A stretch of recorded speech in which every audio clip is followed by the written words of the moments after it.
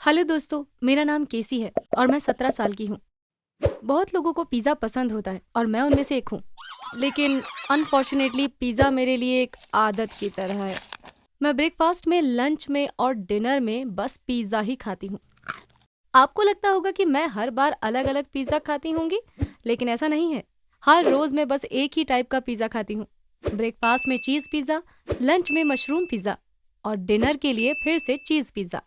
मैं ऐसा भी नहीं करती कि मशरूम पिज़्ज़ा ब्रेकफास्ट में खा लूं या फिर चीज़ पिज़्ज़ा लंच में। और ऐसा इसलिए क्योंकि खाने के मामले में मैं बहुत ज़्यादा चूज़ी हूँ और मैं बचपन से ही ऐसी हूँ।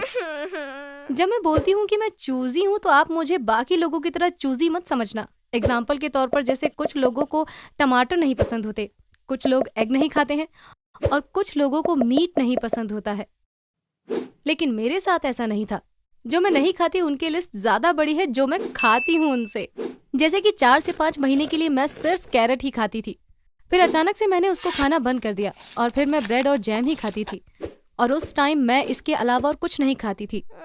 मैं सिर्फ वही खाती हूँ जो मुझे पसंद होता है और वो भी तब तक जब तक मैं उससे बोर नहीं हो जाती हूँ। मेरी मॉम बोलती है कि मुझे ये आदत मेरे नाना जी से मिली है। मैं उनसे कभी मिली नहीं हूँ क्योंकि वो मेरे पैदा होने से पहले ही गुजर गए थे। मेरी मॉम की और मेरी खाने को लेकर बहुत बहस होती थी।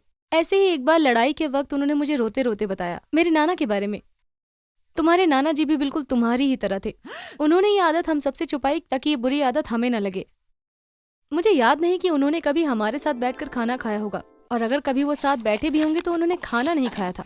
नहीं, तुम खाओ, मेरा पेट भरा है। फिर बाद में हमको पता चला कि वो बहुत ही कम चीजें खा पाते थे। तुम्हारी नानी जी बताती थी कि वो बस उबला हुआ चिकन और सब्जियां ही खा पाते थे। वो बोलते थे कि वो इसके अलावा और कुछ नहीं खा सकते क्योंकि उनको बाकी चीजों की स्मेल ही पसंद नहीं आती थी। मुझे उनकी ये बात जानकर बहुत दुख हुआ था। कोई कैसे पूरी जिंदगी बस उबला हुआ चिकन और सब्जी खा सकता है? लेकिन तुम्हारे नाना जी खाते थे और इसलिए मुझे तुमको ऐसा देखकर बुरा लगता है। लेकिन मुझे पता है कि इसमें तुम्हारी कोई गलती नहीं है। मेरी मॉम को बुरा लगना जायज था, लेकिन जैसा उन्होंने कहा कि मैं इसके लिए कुछ नहीं कर सकती। और मेरी पिज्जा खाने की आदत उस टाइम तक शुरू भी नहीं होती जब हमारी ये बात हुई थी। शायद शुरू हो भी गया हो, लेकिन मैं तब भी अलग अलग चीजें खा रही थी। अनफॉर्चुनेटली मेरी हालत और खराब हो गई। मैं पिछले 6 सालों से सिर्फ पिज्जा पर ही जिंदा हूँ। मुझे अभी याद है कि मुझे पिज्जा खाने की लत कैसे लगी। वो शनिवार का दिन था। मेरे पेरेंट्स फार्मा कंपनी में काम करते हैं और उस दिन वो दोनों एक कॉन्फ्रेंस अटेंड करने जा रहे थे। तभी अचानक से मेरे डैड को चेस्ट पेन हुआ और वो फ्लोर पर बेहोश होकर गिर गए थे। उन्होंने अपनी चेस्ट को बहुत जोर से पकड़ा हुआ था। हमने जल्दी से एम्बुलेंस बुलाई और मॉम डैड को हॉस्पिटल ले गई। ये सब कुछ बहुत जल्दी हुआ था। मैं हॉस्पिटल नहीं जा पाई, इसका मुझे बहुत बुरा लगा। मैं फिक्र के चलते घर में इधर उधर घूम रही थी। कुछ टाइम बाद मेरी मॉम का कॉल आया और उन्होंने बताया कि डैड को हार्ट अटैक आया था, लेकिन अब वो बिल्कुल ठीक थे। उन्हें टाइम से ट्रीटमेंट मिल गया था। वो अब काफ़ी ठीक है और उनके कुछ टेस्ट भी हुए हैं।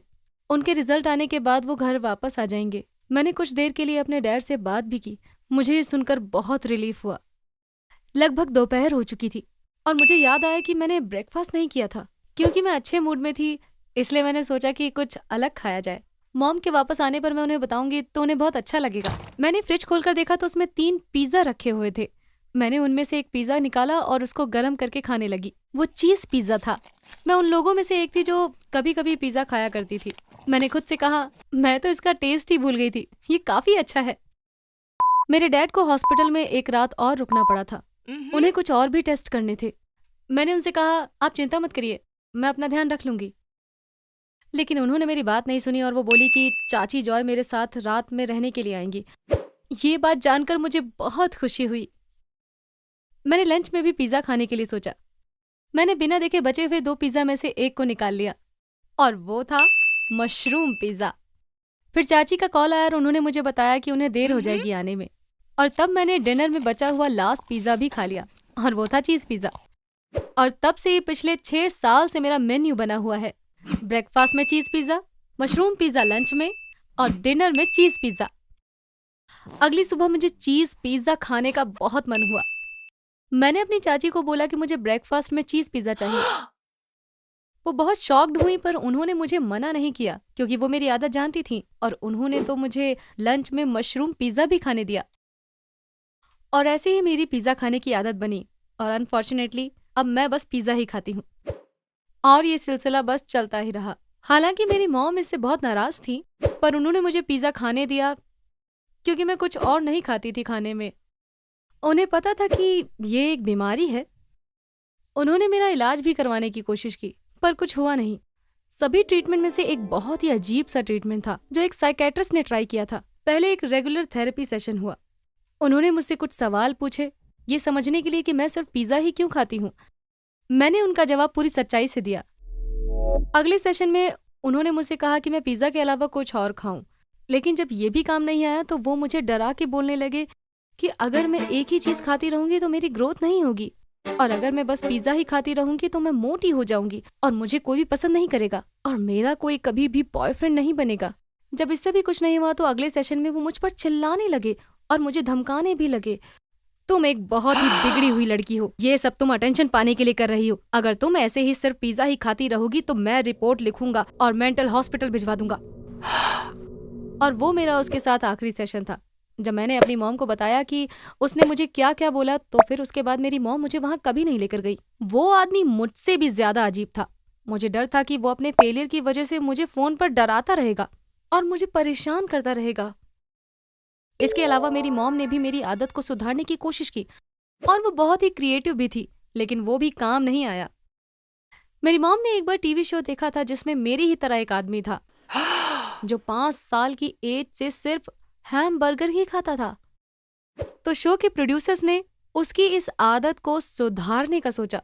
ये आदमी रोज 4 बर्गर खाता था, जो हफ्ते के 28 और साल के 1456 बर्गर होते थे।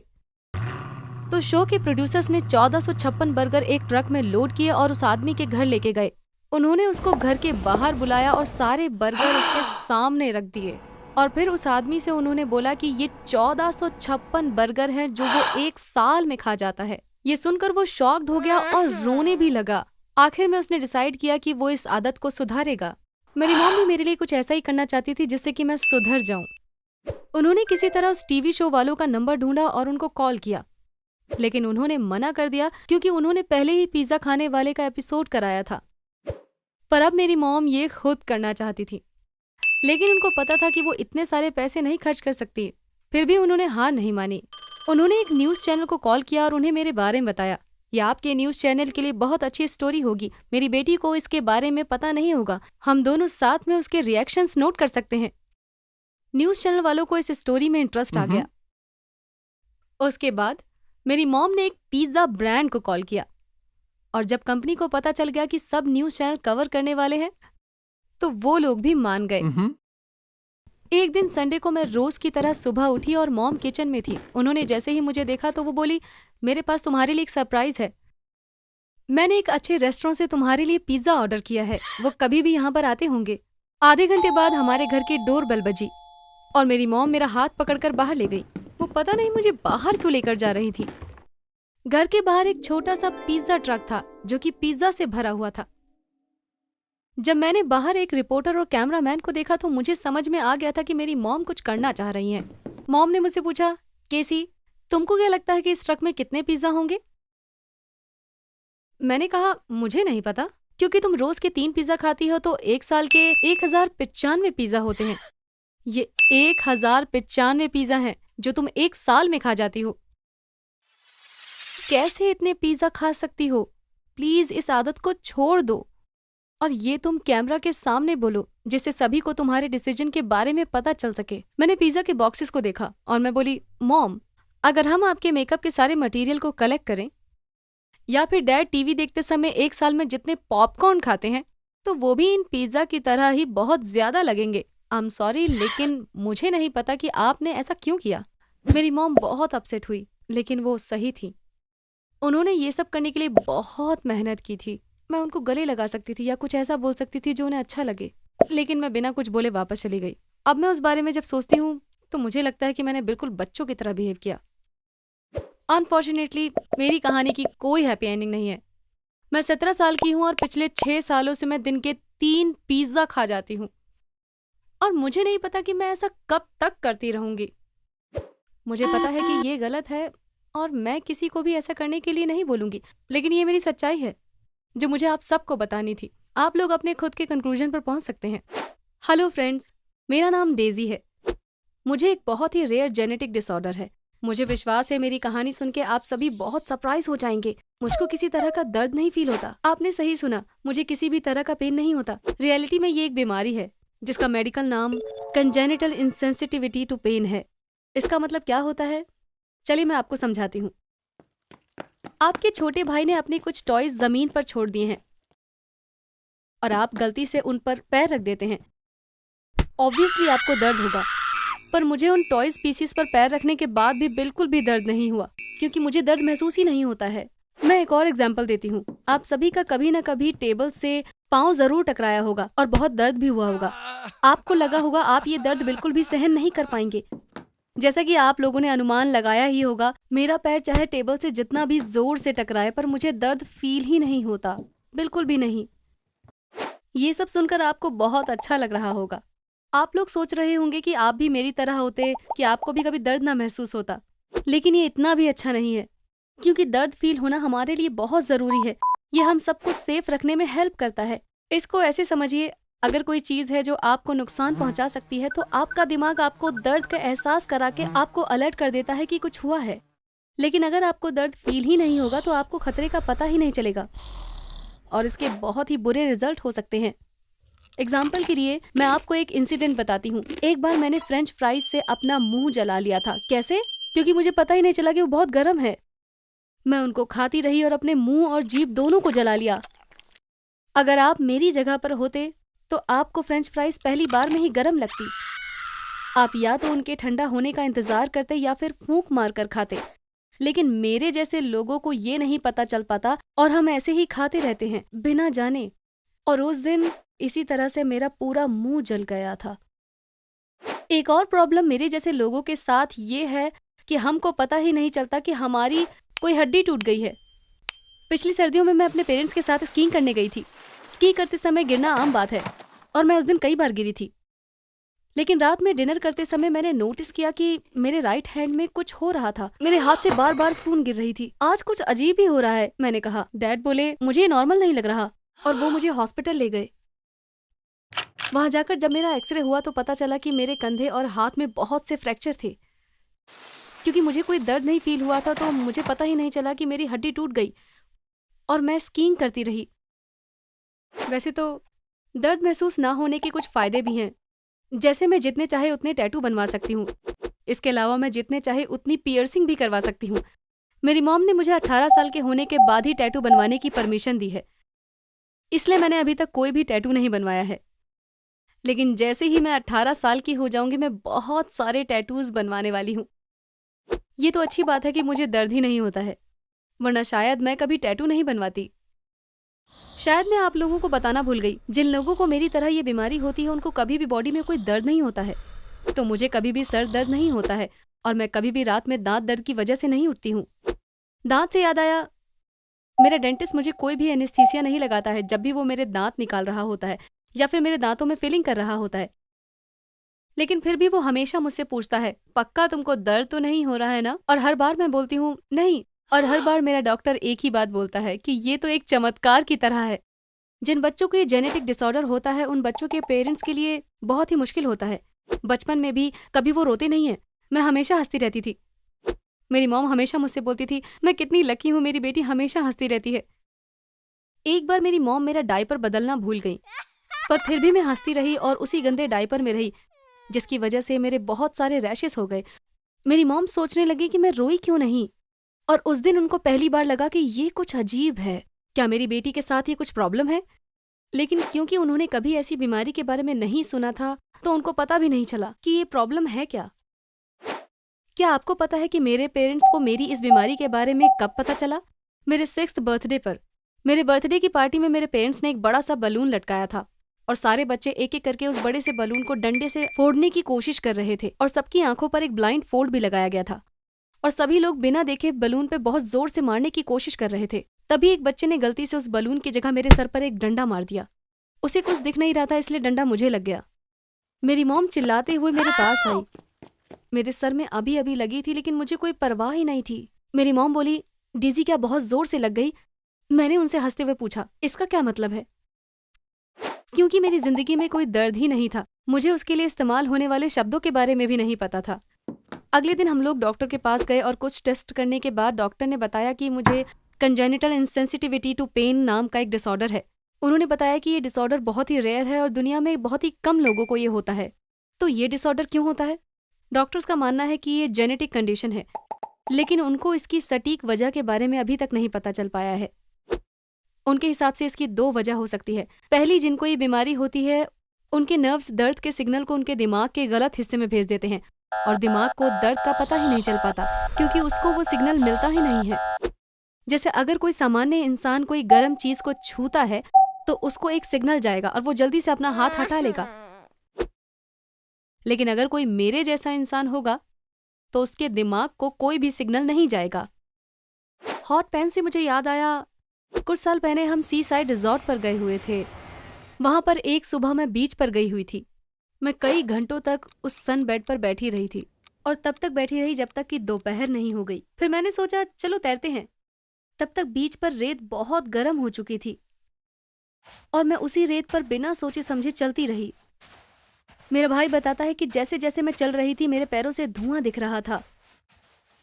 उस दिन उस गर्म रेत ने मेरे पैर को बहुत बुरी तरह से जला दिया था। चलिए अब मैं आपको दूसरी वजह बताती हूँ जो कि डॉक्टर ने मुझे दर्द के बारे में बताई थी। इसके अनुसार मेरे जैसे लोग जिनको ये बीमारी होती है उनके दिमाग में एंडोर्फिन की मात्रा बाकियों से ज़्यादा होती है।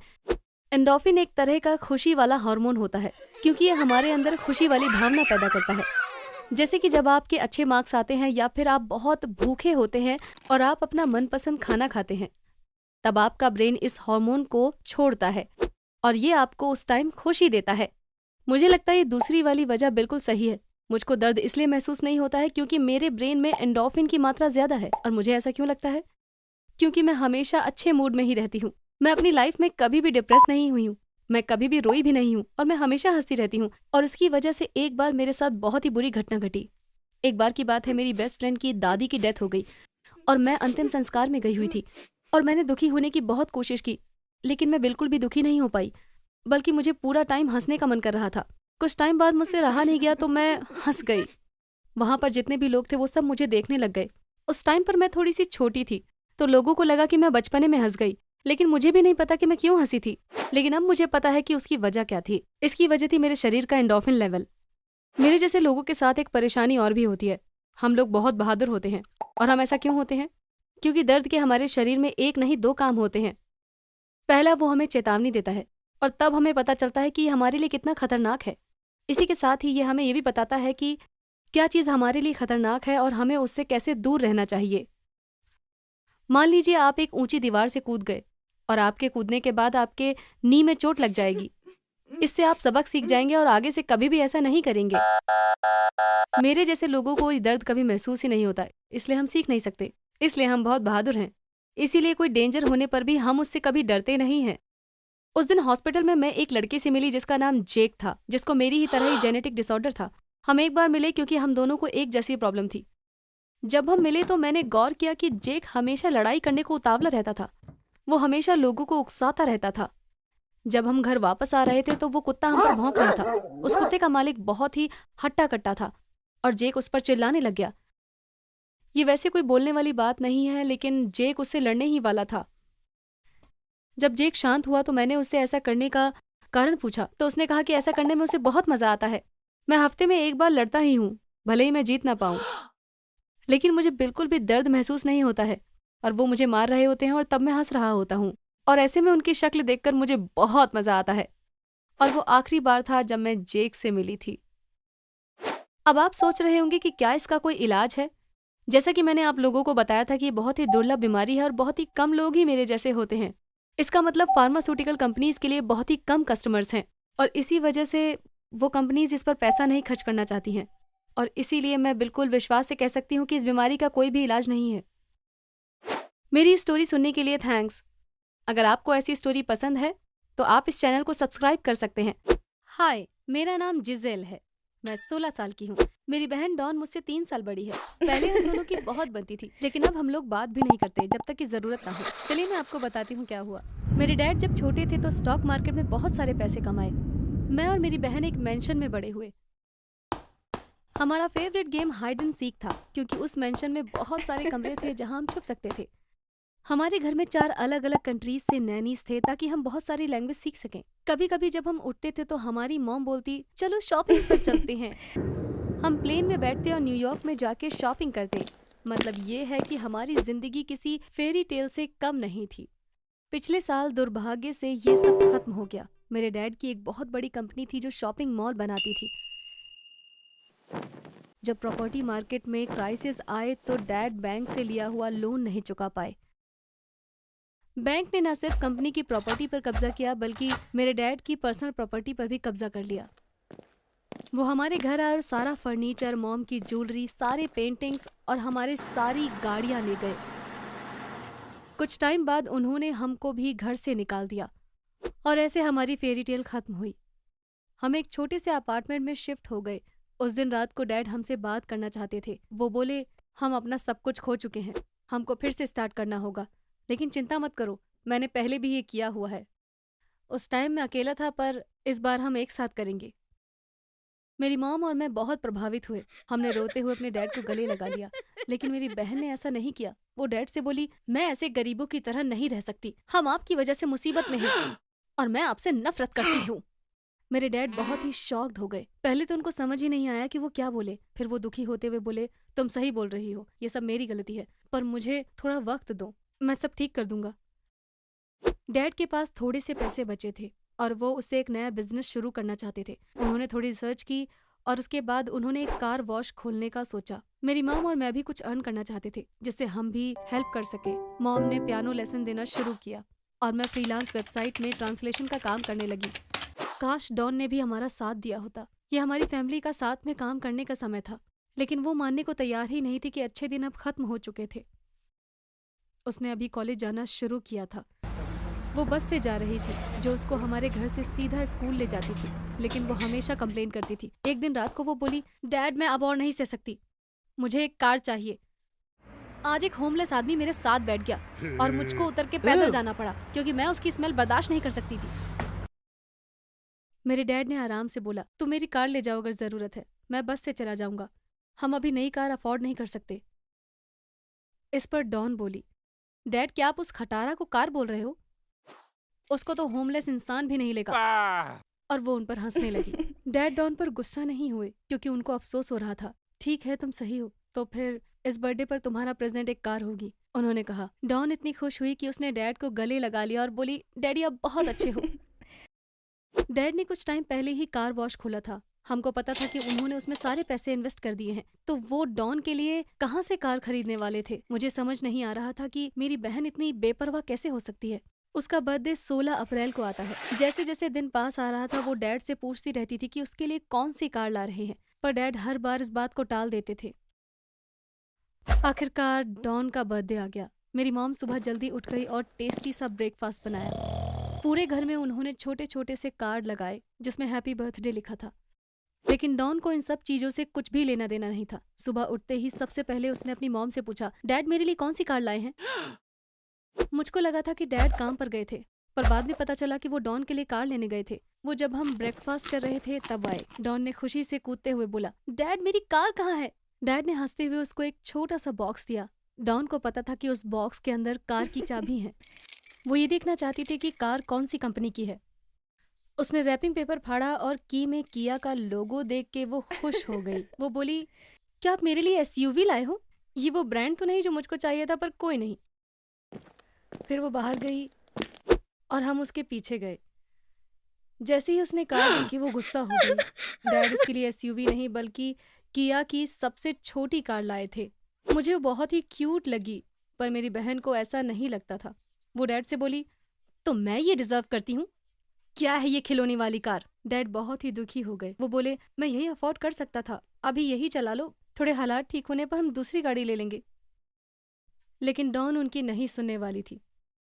गुस्से में वो उन पर चिल्लाने लगी डैड आज मेरा बर्थडे है, आप समझते हो मेरा बर्थडे? मैं बस साल में एक दिन खुश होना चाहती थी, पर आप वो भी नहीं कर पाए। आप अपने आप को एक फादर कैसे बोल सकते हो? मुझे नहीं लगता आप डिजर्व भी करते हो।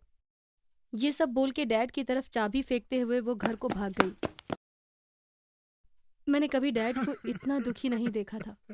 वो घुटनों में बैठ गए और सर पकड़ लिया। मॉम उनके पास आई और डैड को गले लगा लिया। वो कुछ देर ऐसे ही रहे। फिर अचानक से डैड खड़े हुए और उन्होंने ज़मीन से चाबी उठाई और बिना कुछ बोले गाड़ी से चले गए। मेरी बहन शाम तक कमरे से बाहर नहीं निकली। मॉम और मैं डिनर बना रहे थे। डॉन कमरे से बाहर आई। उसकी आंखें रोने से लाल हो चुकी थी। वो थोड़ा सरप्राइज लग रही थी और वो बोली, डैड ने मुझको फ़ोन किया और बाहर आने के लिए कहा है और कहा मेरे लिए सरप्राइज है। जब हम बाहर गए हम अपनी आंखों पर विश्वास नहीं कर पाए। डैड एक पॉश के एसयूवी के बगल में खड़े थे। डॉन खुशी से डैड की तरफ कूदी और वो कार की तरफ भागी और उसमें बैठ गई। मॉम और मैं बहुत कंफ्यूज थे। पुराने दिनों में ये आम सा बर्थडे प्रेजेंट होता था, लेकिन अभी की हालत में डैड के लिए ये अफोर्ड करना बहुत ही मुश्किल था। फिर कुछ हफ्ते बाद हमको पता चला कि आखिर हुआ क्या था। मेरी सिस्टर को अपनी नई कार बहुत पसंद थी। वो हमको इधर उधर छोड़ने जाती थी ताकि वो कार चला सके। वो मुझको स्कूल छोड़ने आती और मॉम को स्टूडेंट्स के घर पर। एक दिन वो मुझको स्कूल से लेने आई। जब मैं बैठी तो उसने पूछा, क्या हम डैड के पास जाएं? मैं कार भी वॉश करवा लूँगी क्योंकि जब से ये आई तब से धुली नहीं है। मैं उससे अभी तक बात नहीं कर रही थी क्योंकि मैं बहुत गुस्सा थी। मैंने बस सर हिला दिया। जब हम डैड के कार वॉश में पहुंचे तो एक आदमी ने कार ली और उसको कार वॉश में ले गया। डॉन बोली, चलो कपकेक ले लेते हैं, डैड को पसंद है। रोड के पार एक बेकरी थी। हम गए और कपकेक लेकर कार वॉश में वापस आ गए। हमने डैड के ऑफिस में देखा पर वो वहाँ नहीं थे, लेकिन हम रजिस्टर वाले आदमी को जानते थे। हे फ्रेड, डैड कहाँ हैं? हमने पूछा। उसने बाहर की तरफ इशारा किया। हम अपनी आंखों पर विश्वास नहीं कर पाए जब हमने देखा कि डैड डॉन की कार को वॉश कर रहे थे और उन्होंने ब्लू कपड़े और येलो रबर बूट्स पहने हुए थे। वो बाकी के वर्कर्स की तरह ही कपड़े पहने हुए थे। मैंने फ्रेड से पूछा, डैड कार क्यों वॉश कर रहे हैं? तो तुम दोनों को नहीं पता? वो बोला। हम बोले, हमको क्या नहीं पता? उसने कहा, तुम्हारे डैड ने कुछ हफ्ते पहले कार वॉश बेच दिया। अब ये कार वॉश उनका नहीं है। अब वो यहाँ कार वॉश करने का काम करते हैं। हम सब बहुत सरप्राइज थे, लेकिन वो बोले कि उनको अभी ही बेचना है क्योंकि उनको पैसों की जरूरत है। ये बहुत बुरा हुआ क्योंकि उनका बिजनेस बहुत अच्छा चल रहा था। डैड ने कार वॉश बेच दिया ताकि वो डॉन के लिए उसकी पसंद की कार ले सकें। इसके अलावा वो और कहीं से भी कार अफोर्ड नहीं कर सकते थे। ये बहुत ही अजीब था, पर वो वही कार वॉश कर रहे थे जो उन्होंने बिजनेस बेच कर ली थी। मेरी बहन और मैं बहुत ही शॉक्ड थे। डॉन बहुत ही गिल्टी फील कर रही थी, पर वो टाइम को वापस नहीं ला सकती थी। उस रात को उसने डैड से बार बार माफ़ी मांगी। डैड बोले, तुम लोग जिस चीज़ से भी गुजरे हो उसका जिम्मेदार मैं हूँ। मुझको तुम लोगों को इस पोजीशन में नहीं लाना चाहिए था। खुशकिस्मती से मेरी बहन को अपनी गलती समझ आ गई थी। वो बोली, नहीं डैड, मैं बहुत बुरी हूँ। मैं कुछ भी डिजर्व नहीं करती हूँ। काश मुझको ये पहले समझ आ गया होता। अगर आप मुझको माफ़ कर देते हो तो भी मैं खुद को माफ़ नहीं कर पाऊंगी। उस दिन के बाद से उसने कार को कभी भी हाथ नहीं लगाया। वो एक रेस्टोरेंट में बर्तन धोने का काम करने लगी। वो स्कूल के बाद जाती है और देर रात तक काम खत्म करती। वो ज़्यादा अर्न नहीं करती थी, पर वो जो भी अर्न करती थी वो सीधा डैड को दे देती थी। और डैड ने मॉम के बहुत बार बोलने के बाद भी कार बेचने से मना कर दिया। और हमारे पास एक ब्रांड न्यू एसयूवी है जो हमारे अपार्टमेंट के बाहर खड़ी रहती है। मुझे विश्वास है जितनी बार भी डॉन उसको देखती है उसे बहुत अफसोस होता है। क्या पता शायद इसीलिए डैड उसे वहाँ रखते हैं।